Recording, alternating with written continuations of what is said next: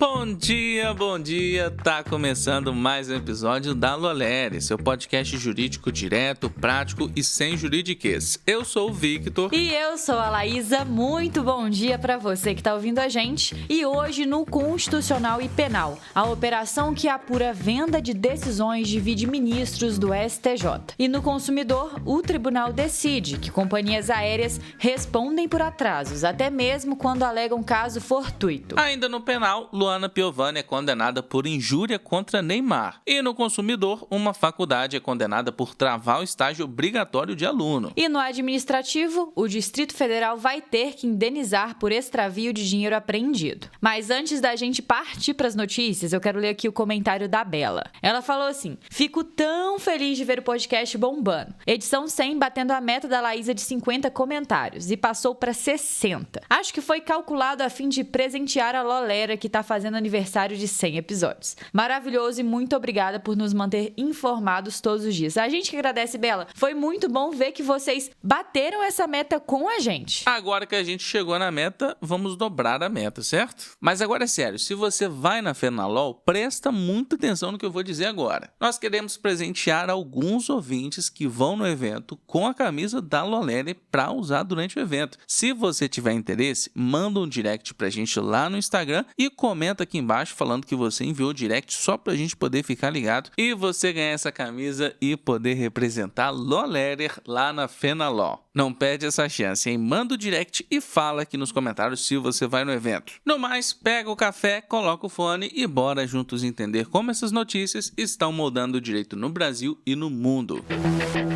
E a gente começa com direito constitucional e direito penal. Uma operação da Polícia Federal que investiga suspeitas de venda de decisões judiciais vem provocando turbulência dentro do Superior Tribunal de Justiça. A divulgação de trechos sigilosos do inquérito, que menciona decisões colegiadas da Corte, gerou desconforto entre os ministros e expôs uma divisão interna sobre o rumo das apurações. De um lado, há quem defenda que o Supremo Tribunal Federal mantenha a investigação sob sua relatoria, aprofundando as apurações para eliminar qualquer dúvida sobre possível envolvimento de magistrados antes de enviar o caso a instâncias inferiores. Do outro lado, uma ala do STJ questiona a necessidade de a investigação permanecer no STF, já que, até o momento, nenhum dos 33 ministros da Corte é formalmente investigado. A atenção também se volta à própria Polícia Federal. Parte dos ministros critica a inclusão de referências a decisões colegiadas em relatórios e peças processuais sigilosas, que, ao virem a público, poderiam projetar suspeitas sobre a Corte sem base probatória concreta. O temor é que a exposição afete a imagem institucional do tribunal e crie uma percepção pública de corrupção sem elementos consistentes que sustentem a acusação. Por ora, a investigação segue no STF sob relatoria do ministro Cristiano Zanin, e há 3 fundamentos principais para isso, segundo a própria PF. Primeiro, evitar nulidades em diligências sensíveis, algumas realizadas em dependências do STJ. Segundo, blindar o inquérito de interferências externas. E terceiro, por último, preservar a possibilidade de que surjam autoridades com foro no próprio Supremo. No centro da operação, batizada de Cisâmenes, nome que remete a um juiz corrompido da Grécia Antiga, está o lobista Anderson de Oliveira Gonçalves, suspeito de ter obtido acesso prévio a minutas de decisões e de usar essas informações para extorsão e simulação de influência sobre julgamentos. Até agora, os principais alvos são servidores, advogados e lobistas. Um técnico judiciário do STJ e um servidor da PGR já foram demitidos em decorrência das apurações. Com um ano de andamento desde a primeira fase, o caso deve ter novos desdobramentos e já coloca à prova o equilíbrio entre duas esferas delicadas: o controle disciplinar interno, a cargo das corregedorias, e a persecução penal, conduzida pela PF e supervisionada pelo STF. O desafio é garantir transparência e responsabilização, sem comprometer o sigilo e a estabilidade institucional das cortes superiores. E bora com o direito do consumidor. O Superior Tribunal de Justiça reafirmou que companhias aéreas podem ser responsabilizadas por atrasos ou cancelamentos de voos, mesmo quando alegam caso fortuito ou força maior. A decisão reforça que a exclusão de responsabilidade só se aplica se o evento for totalmente externo à atividade da empresa. Quando o problema decorre de falhas operacionais, manutenção interna mal planejada ou riscos naturais do próprio serviço de transporte, o dever dever de indenizar permanece. Na prática, o tribunal tem tratado essas situações como fortuito interno, ou seja, eventos previsíveis e ligados à rotina da transportadora. O entendimento protege o consumidor e impõe às empresas o dever de gerir seus riscos com eficiência, sem transferir ao passageiro o ônus de atrasos e transtornos. Afinal, quem lucra com o serviço deve responder também pelos riscos da atividade. Agora, será que essa decisão pode encorajar ações coletivas de consumidores contra companhias aéreas por atraso, especialmente em grandes malhas aéreas? Quem responde é Micaele Carvalho, advogada pós-graduada em processo civil pela PUC-RS e especialista em direito do consumidor. Sim, a meu ver, essa decisão pode incentivar o ajuizamento de ações coletivas de consumidores contra companhias aéreas, principalmente nas grandes malhas aéreas, onde os atrasos e cancelamentos deixaram de ser exceção para virar rotina. O caso julgado em Goiânia mostra isso com clareza. A juíza leiga aplicou o Código de Defesa do Consumidor, reconheceu a falha do serviço e afirmou que a responsabilidade das companhias aéreas é objetiva, ou seja, quando isso acontece, o passageiro não precisa comprovar a culpa. Esse entendimento é fundamental, porque cria precedentes. E a partir do momento em que o judiciário reconhece que atrasos, conexões perdidas e falta de assistência configuram falha na prestação do serviço, outros juízes passam a ter uma base jurídica sólida para também decidirem de forma semelhante. Isso não fica restrito a um passageiro. Quando o problema se repete com muitos consumidores, a discussão deixa de ser individual e passa a ter uma relevância coletiva. E é exatamente nesse ponto que surgem as ações coletivas, quando há um padrão de falhas, como cancelamento em massa, falta de assistência e descumprimento da Resolução 400 da ANAC. Dessa forma, órgãos como o Ministério Público, o PROCON ou associações civis podem entrar com ações civis públicas, representando todos os consumidores afetados. Essa decisão do Juizado Especial de Goiânia, ao reconhecer o dever de indenizar e aplicar o Código de Defesa do Consumidor, funciona como um gatilho jurídico para que então essas ações ganhem força e sejam vistas como instrumentos de proteção coletiva. E além disso, a juíza leiga deu ênfase ao caráter pedagógico das decisões, ou seja, o valor não serve para compensar, mas para mudar o comportamento das empresas. E é justamente essa lógica que sustenta as ações coletivas, corrigir práticas abusivas de forma estrutural.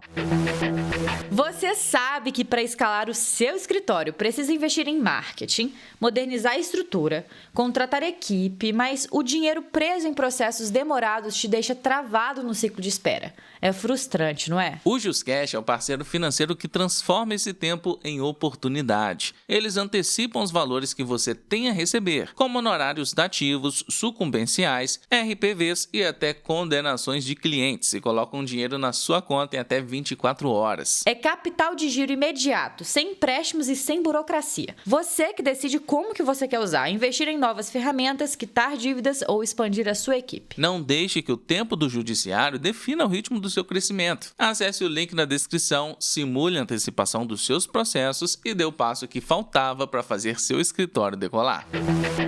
Bora voltar com as nossas notícias com o direito penal. O Tribunal de Justiça de São Paulo condenou a atriz Luana Piovani a 4 meses e 15 dias de detenção, em regime aberto, pelo crime de injúria, previsto no artigo 140 do Código Penal. A decisão decorre de declarações feitas nas redes sociais contra o jogador Neymar Júnior, em que ela utilizou termos como mau caráter, estrupício e ignóbil. As postagens feitas nos dias 28 e 30 de maio e 1º de junho de 2024 foram consideradas ofensivas à honra subjetiva do atleta. A ação penal foi proposta pelo próprio Neymar, que alegou ter sido atingido em sua dignidade pessoal pelas publicações. O juízo entendeu que as expressões ultrapassaram os limites da crítica e configuraram injúria, ainda que parte da acusação por difamação não tenha sido acolhida. O resultado foi uma condenação parcial, mas suficiente para reconhecer que houve ofensa direta à honra do jogador. Na defesa, Luana Piovani argumentou que exerceu apenas o direito à crítica, protegido pela liberdade de expressão, e que se tratava de um debate de interesse público, considerando que Neymar é uma figura pública que expõe expõe aspectos de sua vida pessoal. A defesa chegou a tentar incluir Bruna Biancardi, ex-companheira do jogador, como testemunha, para mostrar que os fatos mencionados eram públicos. O pedido ele foi negado com base em uma interpretação extensiva do artigo 206 do Código de Processo Penal, que permite dispensar o depoimento de pessoas que poderiam se constranger ou afetar a harmonia familiar. A pena foi fixada em regime aberto e, como ocorre em casos desse tipo, deve ser discutida a substituição por pena restritiva de direitos ou aplicação de sursi, a suspensão condicional da pena. A defesa da atriz já anunciou que recorrerá da decisão, enquanto a de Neymar não se manifestou. Esse caso reacende um debate muito importante no direito penal e na esfera pública. Até onde vai a liberdade de expressão quando o alvo é uma figura pública? A justiça foi clara: crítica contundente não é crime, mas quando o discurso desce ao nível da ofensa gratuita e degrada a dignidade pessoal,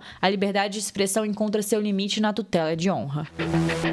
E agora vamos com o direito do consumidor. O Tribunal de Justiça do Distrito Federal manteve a condenação de uma faculdade ao pagamento de R$5.000 em danos morais a um estudante de matemática que foi impedido de cursar o estágio supervisionado 1. O motivo? A instituição não possuía convênio com a rede pública de ensino, requisito essencial para a prática, e condicionava todo o processo à sua própria plataforma, chamado Encontre Sua Vaga, que oferecia pouquíssimas oportunidades na área. Sem opção, o aluno tentou resolver por conta própria e encontrou uma escola disposta a recebê-lo, mas a faculdade se recusou a homologar o estágio. Resultado disso, reprovação e atraso na formatura. O TJDFT entendeu que, ao criar um sistema exclusivo para viabilizar estágios obrigatórios, a instituição assume a responsabilidade de garantir que esse caminho funcione de forma suficiente, acessível e compatível com as exigências do curso. Quando essa estrutura falha, a falha é do prestador do serviço e não do aluno. O tribunal classificou a conduta como falha na prestação do serviço educacional, aplicando a responsabilidade objetiva prevista no Código de Defesa do Consumidor. A decisão destacou que o dano moral é presumido nesses casos, já que o bloqueio injustificado do estágio atinge diretamente o direito fundamental à educação, além de gerar prejuízos concretos como atraso na colação de grau e custos adicionais de mensalidade. A decisão ainda trouxe uma lição prática para ambos os lados. Para as instituições, é dever manter convênios suficientes, atualizar plataformas de vagas e permitir a homologação de oportunidades externas que estejam de acordo com o projeto pedagógico do curso